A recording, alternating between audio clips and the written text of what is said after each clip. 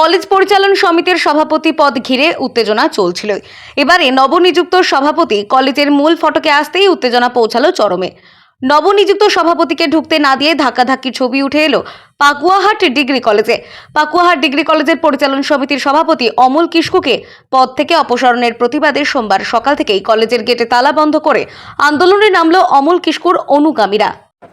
এই বিষয়ে আমার খুব বক্তব্য নেই।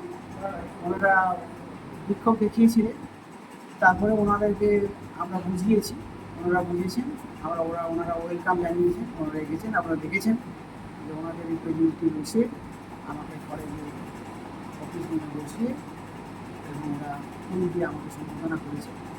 তাতে আমার দেখেছি এই বিষয়টাকে আমি বড়োভাবে দেখছি না, হয়তো সামান্য ভুল বুঝার জন্য এরকম পরিস্থিতি হয়েছিল। দেখা গেছে আপনাকে ধাক্কাধাক্কিও ছবি দেখা গেছে।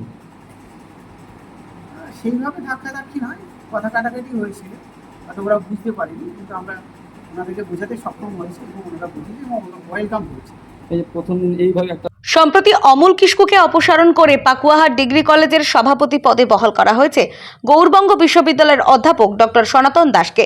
সোমবার পাকুয়াহাট কলেজে ঢুকতেই গেট আটকে বিক্ষোভ দেখাতে থাকে অমল কিস্কুর অনুগামীরা। তাদের কথায় একজন আদিবাসী নেতাকে চক্রান্ত করে সরিয়ে দেওয়া হয়েছে। তার প্রতিবাদে এদিন পাকুয়াহাট ডিগ্রি কলেজের গেটে আবারও তালা ঝুলিয়ে দেওয়া হয়। এরই মধ্যে দুপুর নাগাদ কলেজের নবনিযুক্ত সভাপতি সনাতন দাস কলেজে আসতেই নতুন করে উত্তেজনা সৃষ্টি হয়। শুরু হয় ধাক্কাধাক্কি এবং স্লোগান। অবশেষে মালদা জেলায় তৃণমূল কংগ্রেসের এসটি সেলের সভাপতি চুনিয়া মুর্মুর আশ্বাসে বিক্ষোভকারীরা সরে দাঁড়ায়। এ বিষয়ে বামনগোলা ব্লক বিজেপির মণ্ডল 2 এর সভাপতি তপন মণ্ডল জানায়, অনেক দুর্নীতি হয়েছে।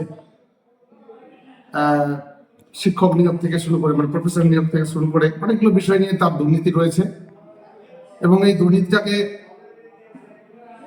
তিনি দুর্নীতি করে বেশি কিছু টাকাও কামাই করেছেন এবং সেই জন্য তাকে সরিয়ে নতুন আরেকজনকে সভাপতি করা হচ্ছে।